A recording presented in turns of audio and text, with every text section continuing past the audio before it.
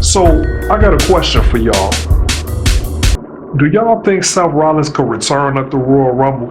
I mean, we pretty much seen it all at this point. About 6 months ago, I didn't think it was no way the WWE was going to fake an injury for Seth Rollins and that he was going to pull the move that he pulled at SummerSlam. So my initial thought when I asked myself this question is no. There's no way Seth Rollins is going to be back at the Royal Rumble. But I do have to ask myself that. I saw a couple clips that was posted online. One was of Seth Rollins on ESPN. I don't know if he was given an injury update or what, but why is he on ESPN? If you're hurt and you're out of action, why even participate in any interviews? You would think that you would just want to rehab and stay focused during that type of time. This is kind of similar to things that Seth Rollins did when he faked his injury. He was still doing some promo, he was still doing some press.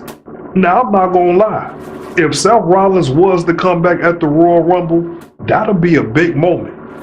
It'll almost be a bigger moment than everything that went on with the Vision. And it's rare that you get opportunities like this. This is why I had to ask that question, because it is interesting. We've seen this type of thing happen in the past with Triple H and John Cena. And without coincidence, those are two of the biggest moments in Royal Rumble history. This could definitely add to that list, because if Seth Rollins makes such a return, I think he will almost have to win the Royal Rumble. This entire episode, I've gave two different scenarios with two different names. The first one being Roman Reigns, and the second one being AJ Styles. You know, of course, if Gunther doesn't choke him out and retire him, his third legend within 7 months. But I'm not even gonna go back down that road, because that bet not happen. But back to the matter at hand, Seth Rollins could easily be the guy to win the Rumble. And it would make sense all the way to CM Punk still being the world champion. CM Punk versus Seth Rollins at WrestleMania is something that's been on the table for the past couple of years. Now you could finally get this match.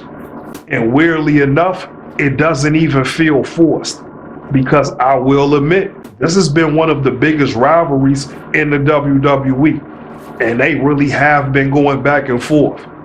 Even the fact that CM Punk is the World Heavyweight Champion right now, it almost makes perfect sense to put Seth Rollins in that match if he's ready to go.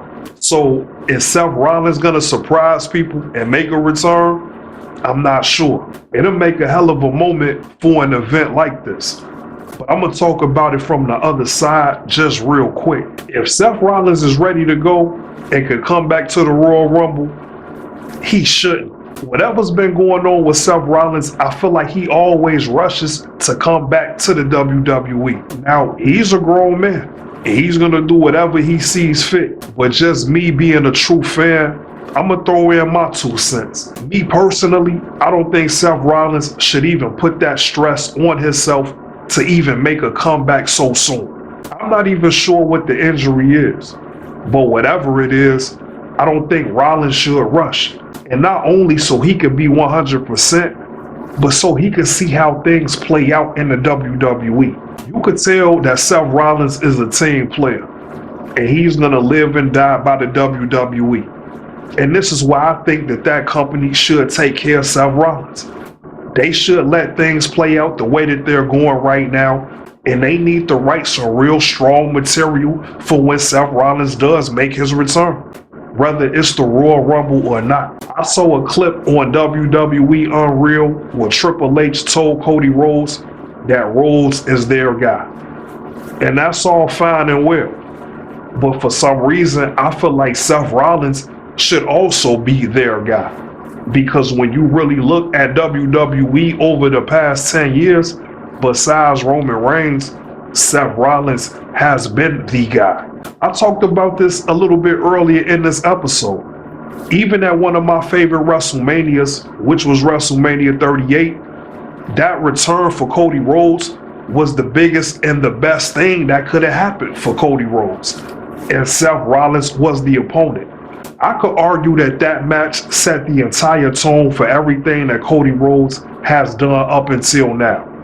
Seth Rollins was the perfect opponent, and he gave Cody Rhodes the perfect match. Let's keep in mind that this was a WrestleMania and this match had no build-up because Cody was essentially a mystery opponent. And when you look at all the Seth Rollins WrestleMania matches over the past few years, they've all been classic matches. Seth Rollins has really been living up to the name Mr. Wrestler. Seth Rollins has really been trying to step into the name of Mr. WrestleMania. So I get why Seth Rollins wants to return as soon as he can. He wants to get to this WrestleMania because I'm sure he doesn't know how many WrestleManias are left. I've just been watching Seth Rollins since he started his WWE career. And every time he gets on this road to really being the main guy and the main focus in the company, he always runs into some sort of injury. And I think that he pushes himself too much to get back to trying to be the top guy, which in return keeps leading to more injury. So I'm not a doctor and I can't advise a grown man on how to move in his career.